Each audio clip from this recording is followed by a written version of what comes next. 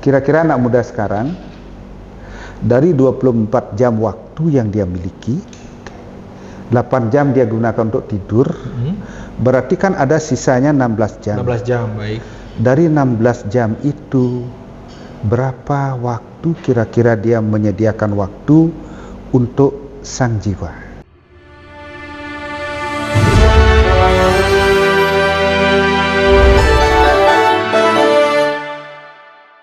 Om Swastiastu, Umat Hindu Dharma, dan juga generasi muda dimanapun berada. Kali ini kembali bersama kami di channel Hindu Menjawab. Kali ini pembahasan kita dalam Hindu Menjawab sangat-sangat milenial, karena series kali ini membahas mengenai galungan di mata generasi muda. Tentunya bersama kita Kritikara sebagai wadah inovasi dan kreasi anak muda di PHDI Kota Surabaya, bidang pendidikan, teknologi, informasi, dan komunikasi. Berbicara mengenai galungan, tentunya di channel Hindu Menjawab ini akan dipandu dengan saya sendiri, yaitu Bayu, dan narasumber kita yang sudah masuk beberapa kali di channel Hindu Menjawab, yaitu ada Pak IBK Bayangkara. Swastiastu, Pak Bagus Bayangkara. Om Swastiastu, Bayu. Bagaimana perjalanan menuju ruangan ini, Pak? Kalau kita bicara perjalanan menuju kehidupan rohani, jalan rohani sebenarnya kan jalan penyeimbangan. Penyeimbang. Ya. Jadi aspek-aspek material dan aspek-aspek spiritual kehidupan kita itu harus ada dalam posisi yang seimbang. Ya, seperti dalam sebuah swastika itu, kalau kita bisa ada di titik tengah swastika, di sanalah kekuatan itu terjadi dan kebahagiaan itu terimplementasikan, karena itulah titik keseimbangan yang harmonis, hubungan vertikal horizontal dalam kehidupan, ya, hubungan dengan Tuhan, sesama manusia dan juga alam. Nah, benar sekali Pak Bagus. Nah, tentunya fenomena yang terjadi pada hari ini, belakangan ini yang terjadi tentang bagaimana generasi muda, tentunya kita kali ini membahas khusus untuk generasi milenial, generasi muda, membahas mengenai makna galungan itu sendiri. Pak Bagus sendiri sudah melihat bagaimana luasnya media sosial dan juga bagaimana generasi muda Hindu kita menanggapi mengenai makna galungan itu sendiri. Nah, lalu muncullah pertanyaan-pertanyaan ini yang kita bahas bersama Pak Bagus Bayangkara. Baik, Pak Bagus, sebelum kita memasuki pertanyaan yang pertama nih Pak, kita diskusinya mungkin sambil debat, nggak apa-apa Pak Bagus ya? Boleh, silakan. Boleh. Nah, Pak Bagus, kalau misalkan kita bilang generasi muda ini kehilangan jati diri, belum juga. Erat kaitannya di dalam kita, dalam generasi muda Hindu kita, ada beberapa suatu pertanyaan-pertanyaan, apakah saya ini sudah sesuai menjalankan tugas saya sebagai Hindu yang baikkah atau belum? Makanya muncul salah satu yang dinyatakan dalam pertanyaan ini, yaitu bagaimana sih kita sebagai generasi muda itu memahami identitas di tengah lingkungan yang makin beragam. Ini maknanya mengenai identitas diri nih Pak. Berarti kita bicara tentang identitas ya? Identitas, benar sekali. Nah, pada saat kita bicara identitas sebagai generasi muda Hindu, benar. Ya, identitas kita di Hindu itu beda mungkin cara menunjukkannya kepada atau oleh keyakinan atau saudara-saudara kita di keyakinan yang lain. Nah, bedanya itu di mana? Ya. Nah, kalau identitas yang lain, baik, mungkin bisa ditunjukkan dengan pakaiannya, baik, ya. Kemudian bagaimana dia menggunakan lambang-lambangnya, baik, dan sebagainya. Sedangkan kita di Hindu, kalau kita lihat konteks budaya, ya, identitas itu kan nanti salah satunya berhubungan dengan budaya. Pada saat kita menggunakan identitas udeng, katakanlah begitu. Ya, kita pakai sekarang ini udeng. Ya, ternyata banyak loh umat-umat non-Hindu menggunakan udeng. Iya, udeng-udeng lain ya. Udeng-udeng seperti ini banyak dipakai juga. Oke. Meskipun bukan Hindu, ya, meskipun bukan Hindu. Baik. Kalau kita kemudian menggunakan identitas nih benang tridatu. Ya. Apalagi sekarang benang tridatu bahkan dipakai bukan hanya orang Hindu Ya, saja kan Pak. nah itu seperti itu. bagaimana itu? Ya, kalau sudah demikian, kita sudah tidak bisa lagi menggunakan aksesoris seperti itu sebagai identitas. Iya, iya. Maka kepada generasi muda Hindu, identitas yang paling mungkin adalah bagaimana kita menunjukkan diri sebagai generasi muda itu, sebagai generasi muda Hindu itu melalui implementasi dari ajaran-ajaran. Yang paling sederhana adalah Trikaya Parisuddha. Trikaya Parisuddha, baik. Kita harus tampil sebagai orang yang dalam tanda petik selalu berpikir, berkata, dan berbuat yang baik. Ya, nah Pak, itu kan sulit ditemukan. Ya, sulit ditemukan karena semua orang juga melakukan hal itu. Benar. Berarti kan tidak bisa dibedakan Hindu dan non Hindu. Ya, nah apa yang kita Trikaya Parisuddha kan itu jadi menjadi kontennya. Kalau Trikaya Parisuddha menjadi wadahnya, kontennya apa? Nah, di sanalah kita kemudian berbicara tentang Pancasrada.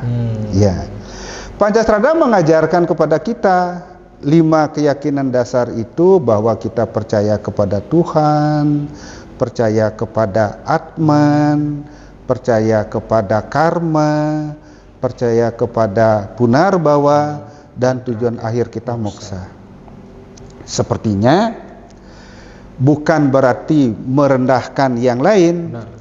Tujuan kita ini lengkap. Seperti yang saya sampaikan tadi di awal pertemuan itu, bahwa vertikal horizontal itu harus seimbang. Di tengah-tengah swastika itu tadi. Ya, di titik tengah swastika itu. Tapi begini Pak. Oke, ya. Sebentar, saya potong sebentar. Tapi begini, mengenai tentang identitas diri Pak Bagus. Identitas diri kita tentunya kita akan semakin kesulitan kan ya. Ya. Apalagi sekarang katakan Pak Bagus tadi mengenai udeng udah bisa dipakai oleh orang yang bukan non Hindu juga. Apalagi ini generasi milenial Hindu kita sangat kebingungan begitu untuk melihat bagaimana fenomena yang terjadi, apalagi melawan galungan ini sendiri. Nah, contohnya begini Pak, galungan ini kan identik mengenai tentang kemewahan yang terjadi sekarang fenomena di Bali. Tas moji, ya kan Pak? Iya. Nah, terus brokatnya harus Paris, kalung joda. Nah, ini menjadi tren Pak. Nah, ini kan juga termasuk identitas yang terbentuk di dalam sosial, kan begitu. Nah, ada penyimpangan-penyimpangan yang dirasakan generasi muda kita, akhirnya memunculkan pertanyaan seperti ini Pak Bagus. Apakah dalam galungan ini tadi, ini kita lebih mementingkan aspek ritual atau spiritual sih Pak? Oke, berarti kita sekarang masuk ke cerita tentang galungan. Galungan, benar sekali Pak Bagus. Galungan ngaranieu mahardika. Galungan ngarannya mahardika. Galungan adalah kemerdekaan. Ya, oke. Mahardika sira maring, merdekalah dirimu dari sadripunte. Oke, baik. Dari sadripumu. Baik. Apa sadripu? Nah, mari kita lihat satu-satu. Bahwa musuh terbesar dalam diri kita itu adalah yang kita sebut sebagai musuh yang 6 itu. Kamu, lobo, krodo, ya, moho, apalagi satu, kamomat, lobo, moho, matsarya. Matsarya. Ya, jadi satu, keinginan yang tidak terkendali. Karena semua itu kalau sudah kita laksanakan sesuai dengan sesuai dengan porsinya, ya, itu bisa menjadi manfaat. Oke. Tetapi pada saat dia tidak dilaksanakan sesuai dengan porsinya, itu menjadi tidak bermanfaat. Baik. Keinginan, manusia tidak bisa hidup tanpa keinginan. Benar. Tetapi manusia yang hidup dalam keinginan yang tidak terkendali, ya, keinginan itu kan sebuah energi. Kalau energi tidak terkendali, mungkin hampir sama dengan air yang tidak terkendali itu menjadi banjir, yang menghabiskan semua yang ada di sekitarnya. Baik. Api yang tidak terkendali menjadi seperti sebuah kebakaran. Baik. Nah, maka dari itu ajaran Sadripu mengajarkan bahwa kama itu harus dalam posisi yang terkendali. Keroda, marah. Ya. Orang marah mungkin tidak semuanya jelek, tetapi marah yang tidak proporsional menjadi sesuatu yang negatif. Maka dari itu, marah yang tidak terkendali yang tadi, ya, itu akan menyakiti banyak orang, akan mencerminkan bahwa diri kita ada dalam kondisi yang lost control, ya, tidak terkendali. Nah, maka dalam kehidupan sehari-hari, ya, karena galungan tidak bisa dimaknai hanya pada hari Budo Kliwon Dunggulan. Galungan sesungguhnya harus terimplementasi dari seluruh kehidupan kita. Maka pada saat kita bicara galungan, kita tidak bicara hanya dalam 210 hari sekali. Kita bicara dari hari pertama sampai dengan hari ke-210, kita rayakan lagi, berikutnya lagi, dan seterusnya. Nah, implementasi galungan tidak hanya pada hari itu juga, hanya hari itu saja. Nah, jadi menjadi pemarah yang tidak terkendali itu merupakan salah satu bentuk sifat negatif, merupakan salah satu bentuk penjajahan yang dilakukan oleh 6 musuh kita, yang mana kita belum merdeka. Pak, ngomong-ngomong mengenai 6 musuh kita tadi. Oh ya, oke. Ini kan kalau misalnya kita kaitkan dengan generasi milenial, ya. Sebenarnya di dalam golongan tadi ini, saya menangkapnya begini, Pak. Untuk aspek ritualnya mungkin hanya sebagai dasar, ya udah galungan, ya udah ikut galungan, oke? Upload di sosial media, udah selesai. Nah, makna yang ingin disampaikan oleh generasi muda kita mungkin seperti ini, Pak. Mengapa sih di dalam galungan itu tadi, kenapa kita kok harus dikuatkan spiritualnya, Pak? Ya. Membahas mengenai 6 tadi. Ya. Dan juga, nah, bagaimana nih untuk medsen bisa kita kenakan ibaratnya, oh ya, ini jawaban untuk anak muda nih. Bagaimana, Pak, kira-kira seperti itu? Nah, saya lanjutkan dulu karena jawaban pertanyaan yang tadi itu, atau pada saat kita bicara tentang makna spiritual galungan, kita tidak bisa lepas dari kemerdekaan kita dari jajahan 6 musuh yang tadi. Ya. Mahardika. Ya, Mahardika yang tadi. Baik. Kemudian ada Keroda. Ya. Kita ada bukan Keroda sudah, kemudian ada Loba. Ya. Keserakahan. Loba itu keserakahan. Kita adalah korban keserakahan. Ya. Mohon maaf, tidak bermaksud untuk menyinggung yang lain, ya. Ya. Para koruptor itu adalah para manusia yang serakah, yang loba, yang sedang terjajah oleh keserakahannya sendiri. Ya. Dia tidak berpikir tentang kepentingan orang lain. Maka pada saat dia serakah seperti itu, semua hak-hak orang lain dia ambil. Ya. Nah, kita adalah korban keserakahan. Maka kita korban gitu, Pak. Ya, kita adalah korban keserakahan. Bayangkan kalau kita bicara konteks Indonesia yang sebegini kayanya, ya, sumber alam kita, mohon maaf, mungkin tidak ada yang ngalahkan. Ya. Kita tetap hidup sebagai negara belum negara maju, masih berkembang. Ya, itu bukan berarti kita menjadi pejuang anti korupsinya, bukan begitu. Kita korbannya. Ya, kalau kita punya ruang, kita akan menghilangkan anti korupsi itu mulai diri kita sendiri. Baik. Ya, itu. Nah, itu serakah, loba. Ya. Loba.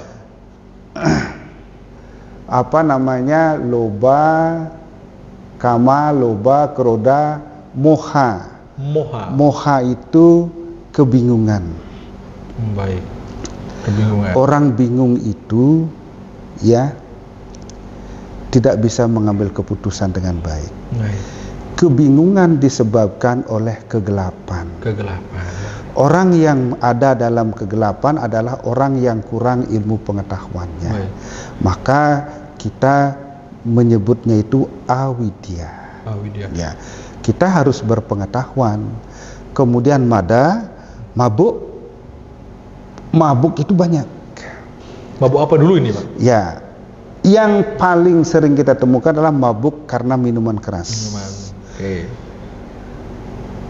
Nasibnya Bayu Kalau kamu tidak bisa mengendalikan diri, kamu mabuk atas kegantenganmu, katakanlah begitu. Korbanmu banyak. Ya. Karena ada mabuk karena rupawan. Oh, ya. mabuk cinta begitu, Pak? Ya, boleh dan sebagainya. Baik. Ada orang mabuk karena pengetahuannya, ada juga orang mabuk karena kekayaannya. Benar. Mereka-mereka itu tidak menyadari bahwa kenikmatan yang dia dapatkan di baliknya itu mengandung ujian. Nah, kemudian yang terakhir adalah matsarya, iri hati. Nah, jadi baru kita kembali kepada aspek spiritual daripada galungan. Tadi kita mengatakan bahwa galungan adalah kemerdekaan dari Sadripu. Benar, Mahardika. Pada saat kita mampu merdeka dari Sadripu itu, ya, dan kita bisa menyeimbangkan hubungan kita secara vertikal horizontal, ya. Pada saat itulah sesungguhnya kita sedang mengimplementasikan makna spiritual daripada galungan. Bukan sekedar kita, kalau kita bicara spiritual itu kita duduk semedi sampai setengah jam, tidak hanya itu. Baik. Itu salah satu. Ya, lanjut. Berarti yang saya pahami begini, Pak. Kalau misalkan generasi muda yang dimasuk dengan moha tadi, Pak, kebingungan. Moha tadi begini, generasi muda. Bahwasannya kita kan sering menganggap bahwa kita itu terkena mental health, ya kan ya, mental health, lalu ibaratnya kebingungan, ambigu, lalu kecemasan. Nah, bagaimana kita nanti menuju galungan itu sendiri, kita bisa memangkas moha itu tadi? Ya kan, bukan begitu, Pak? Kan kadang-kadang kan kalau misalkan orang-orang yang masih kegelapan, yang tidak mengerti tentang ilmu itu sendiri, bagaimana cara kita untuk bisa menghadapi galungan itu sendiri? Itu tadi dengan ibaratnya mengikis pelan-pelan seperti itu. Nah, tadi katakan juga oleh Pak Bayangkara, aspek spiritual itu bukan hanya kita duduk di pura, bersemayang, bersemedi 24 jam, kan begitu kan, Pak? Tapi bagaimana kita sebenarnya bisa memahardikakan dan memerdekakan diri kita sendiri dalam menuju galungan itu agar terbebas daripada Sadripu itu sendiri. Pak, sejalan dengan pertanyaan kita selanjutnya ini, Pak. Tadi dijelaskan tentang 6 musuh kita tadi, lalu ada Sadripu, dan juga bagaimana cara mengimplementasikannya. Lalu ada pertanyaan begini. Nah, generasi muda kita tidak jauh-jauh dengan dunia global dan juga digital, ya kan ya? Kita sepakat mengatakan bahwasannya AI ini sekarang menjadi salah satu sahabat generasi muda, bahkan menjadi sahabat kita bersama. Nah, ada sedikit kegelisahan anak-anak muda. Bagaimana cara kita untuk bisa mempertahankan nilai-nilai Dharma di tengah perubahan itu sendiri? Ini pertanyaannya anak muda banget. Iya, baik. Jadi saya merasa bersyukur dengan pertanyaan ini, sehingga saya bisa merasakan saya juga cocok untuk anak muda. Ya, makanya Pak, makanya ada channel Kritikaran ini tadi, sebagai wadahnya anak muda. Lanjut. Moha, tadi kita menyebutkan banyak orang bingung. Anak muda terjebak kepada, kalau Bayu mungkin mengatakan mental health ya. Benar. Terus kemudian anak muda itu kan yang sedang mencari identitas dirinya. Benar. Ya. Pada saat dia mencari identitas dirinya, kalau dia mencari keluar, ya, karena identitas diri itu kita bisa cari di dalam dan di luar. Benar. Pada saat kita mencari keluar, kita akan ketemu banyak aksesoris. Seperti yang tadi pada saat Bayu menceritakan bahwa merayakan galungan harus dengan brokat Paris gitu ya. Paris, tas moji, kalung joda dan sebagainya. Oke, silahkan. Kalau itu konteks galungan. Nah, kalau kita bicara konteks yang lain dalam kehidupan sehari-hari, ya banyak juga akhirnya kita baru merasa diri kita eksis apabila kita ada dalam kemewahan. Benar sekali, benar sekali. Itu yang terjadi sekarang, benar. Itu yang terjadi sekarang. Karena pada saat itu dia sedang mencari jati dirinya di luar. Ya. Kalau kita melihat sekarang agak bergeser sedikit. Pada saat kita menyadari, ada satu buku yang saya baca ya, Mencari Tuhan di Dalam Diri. Ya. Di Bali juga ada sebutan bahwa dewa ada di deweke, ya, bahwa Tuhan ada dalam diri kita sendiri. Bukan berarti kita sedang mengambil posisi bahwa kita mentuhankan diri kita, tetapi kita menyadari bahwa ada Tuhan dalam diri kita. Nah, dalam bentuk jiwatman, kan begitu ya. Nah, kalau kita menyadari kan Tuhan itu ada dalam setiap ciptaannya. Benar sekali. Secara esoteris, ini agak panjang sedikit ceritanya. Secara esoteris Tuhan itu kan absolut. Semua agama menyadari bahwa Tuhan itu maha. Kalau sudah maha kan tidak ada sesuatu yang tidak mungkin. Tuhan ada dalam setiap ciptaannya dalam bentuk jiwa. Nah, itulah kemudian kalau kita melebarkan sedikit, tapi ini sangat berrelevan dengan perayaan Galungan ya. Wasudaiwa kutumbakam. Wasudaiwa kutumbakam. Kita adalah persaudaraan global. Benar. Ya. Berarti alam ini sudah menyediakan tempat bagi kita untuk memenuhi kebutuhan dan menyediakan ruang bagi kita untuk bersahabat satu dengan yang lain. Kan begitu. Nah, maka dari itu kita sekarang baru fokus kepada pencarian diri ya di dalam diri sendiri atau mencari identitas dalam diri sendiri. Atman itu ada. Tidak mungkin kita hidup tanpa Atman. Mari kita bertanya dulu ya. Untuk mencapai titik keseimbangan itu. Yuk. Kira-kira anak muda sekarang dari 24 jam waktu yang dia miliki, 8 jam dia gunakan untuk tidur, berarti kan ada sisanya 16 jam. 16 jam, baik. Dari 16 jam itu, berapa waktu kira-kira dia menyediakan waktu untuk sang jiwa? Badan ini terdiri dari 2 bagian. Kalau dalam bahasa spiritualnya ada yang kita sebut sebagai stula sarira atau badan kasar. Kemudian ada suksma sarira, itulah jiwa. Suksma sarira. Ya. Jiwa itu adalah Tuhan yang ada dalam diri kita. Berapa waktu kita meluangkan waktu untuk mereka? Menyadari tentang keberadaan jiwa di dalam diri. Nah, akhirnya ini juga berhubungan dengan pencapaian tujuan hidup. Moksartam jaga ditaya caiti dharma kan mengajarkan kepada kita bahwa tujuan dari dharma, entah itu disebut agama, disebut sebagai pengetahuan, disebut sebagai kewajiban, adalah untuk mencapai kebahagiaan dan pembebasan. Kalau kita bicara tentang kebahagiaan, kita akan terjebak kepada pemenuhan kebutuhan-kebutuhan material. Bukan terjebak.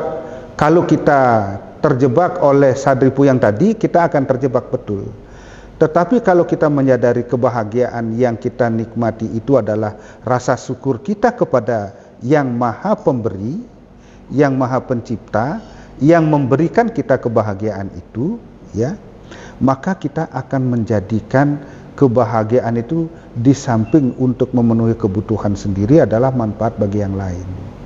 Ya, pada saat kita memberikan manfaat bagi yang lain itulah kita sedang berkorban.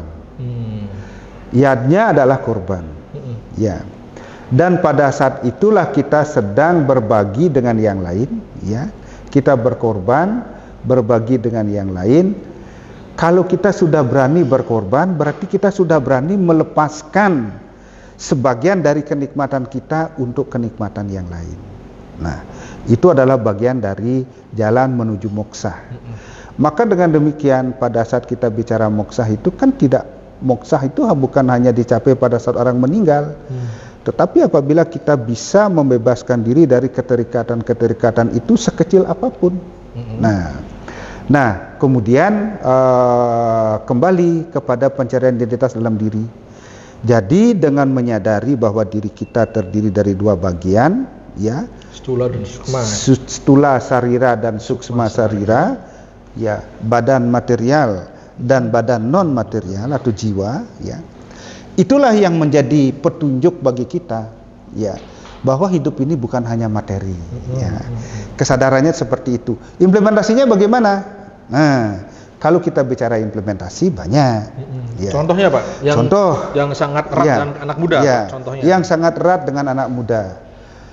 Kalau kita lihat dari makna berkorban, kita bisa berbagi kepada orang lain. Ya.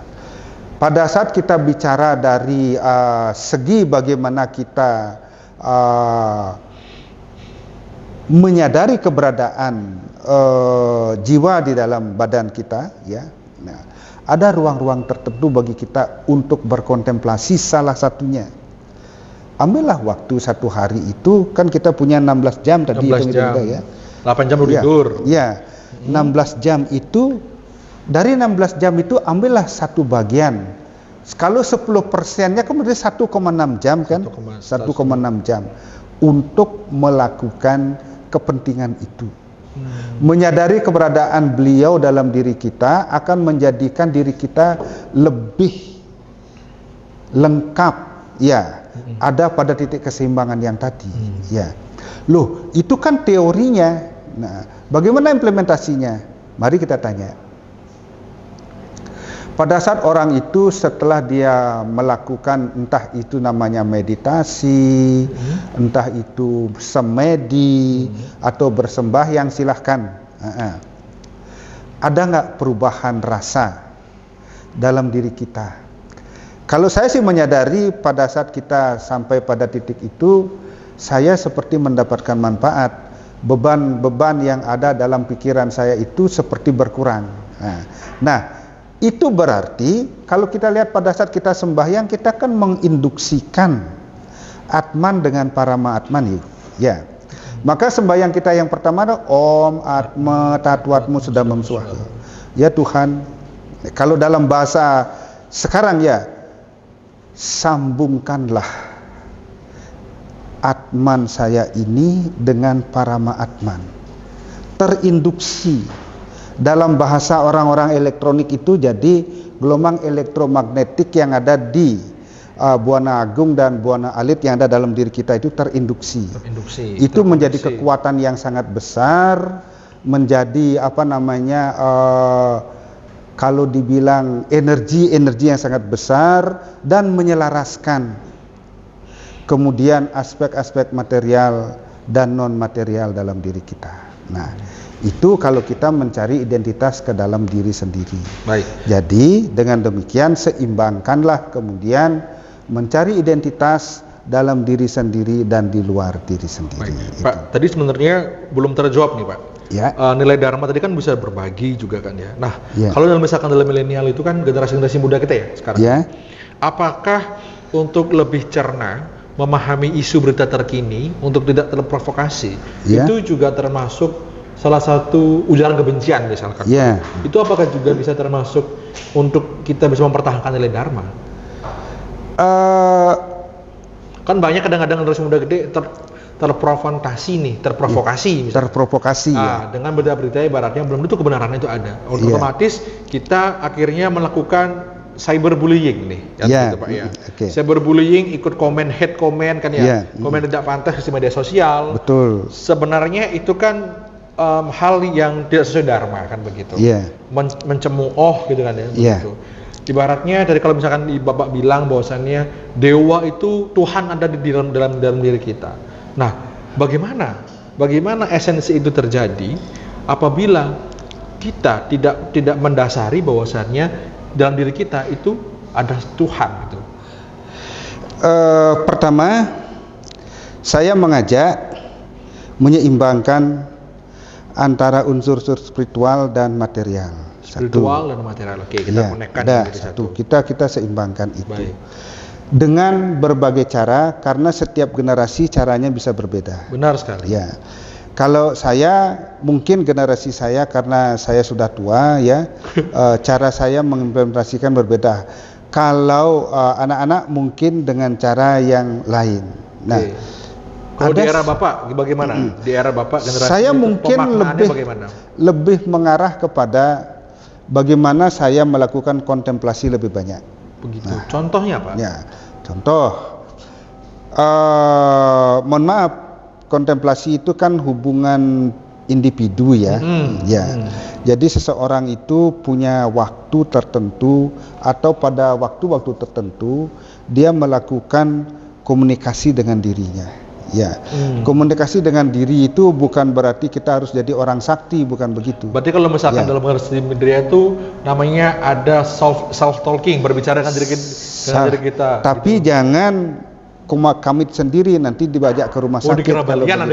Bukan, kita orang gila. Takut saya itu. Oke, terus Pak. Tapi kalau dalam konteks ini ya, kalau anak muda yang sangat mungkin dia lakukan kan jalan pengetahuan. Benar, belajar. Iya. Memahami ya ilmu-ilmu yang ada sekarang kan ya, berkaitan dengan ilmu apa bidang kajian mereka. Benar. Ya, dia sekolah di bidang apa, bidang sosial. Baik. Bidang ilmu-ilmu yang lain ya, katakanlah ilmu kimia dan sebagainya, teknik dan sebagainya ya, Pak. Nah, tetapi di balik itu ya ada ilmu pengetahuan lain yang harus dia pahami. Ya. Ilmu pengetahuan jenana itulah sesungguhnya yang menjadi dasar semua kehidupan. Baik. Ya. Salah satu yang perlu dia lakukan memahami atau menggali ilmu pengetahuan bidang spiritual. Nah, pada saat itu kita akan berbicara tentang bagaimana hubungan antara jiwa dalam diri ini dengan jiwa yang besar, ya. Nah, itu salah satunya. Jadi anak muda sesungguhnya bisa melalui jalan pengetahuan. Benar. Pengetahuan yang dimaksud adalah pengetahuan tentang diri, tentang jiwa. Benar. Ya. Nah, dengan demikianlah kalau dia bisa melakukan itu, dia akan bisa menyeimbangkan hubungan vertikal dan horizontalnya. Itu. Berarti generasi muda kita sebenarnya menanamkan nilai dharma itu ada dalam diri kita sendiri sebenarnya. Bagaimana tadi yang bisa kita tangkap adalah bagaimana sebenarnya kita memahami diri kita sendiri, lalu bagaimana kita menerapkan tadi itu bisa dengan cara berbagi, lalu juga dengan pengetahuan itu sendiri. Pengetahuan kalau misalkan dirumpun ilmu yang generasi muda Hindu kita yang sekarang sedang menonton ini, kalau misalkan ilmunya bukan hanya tentang agama saja, bukan, tapi ilmu-ilmu yang lain juga boleh. Nah, tadi tentang generasi muda, generasi ke generasi juga sudah dijawab juga. Tentunya dalam kehidupan sehari-hari kita, saya contoh sebagai generasi muda, pengimplementasian itu kan pertama kali di rumah, Pak. Iya. Ya kan? Parenting ya, Pak ya. Betul. Di rumah, keluarga, orang tua. Nah, contohnya sekarang ini kan banyak ya, beberapa lah ya Pak ya, beberapa orang-orang tua kita itu tidak, mungkin terlupa, saya kalau mulai tidak mengajarkan rasanya kok kurang ya, mungkin terlupa untuk mengajarkan esensi ini untuk menjadi satu keseharian. Nah, inilah akhirnya menimbulkan pertanyaan seperti ini, Pak. Tentunya yang pertama sebelum di sekolah kan pasti peran keluarga. Lalu ada pertanyaan begini, bagaimana peran keluarga, sekolah, dan lingkungan masyarakat menanamkan nilai galungan kepada anak muda? Nah, tentunya kan ini menjadi satu hal yang besar. Betul.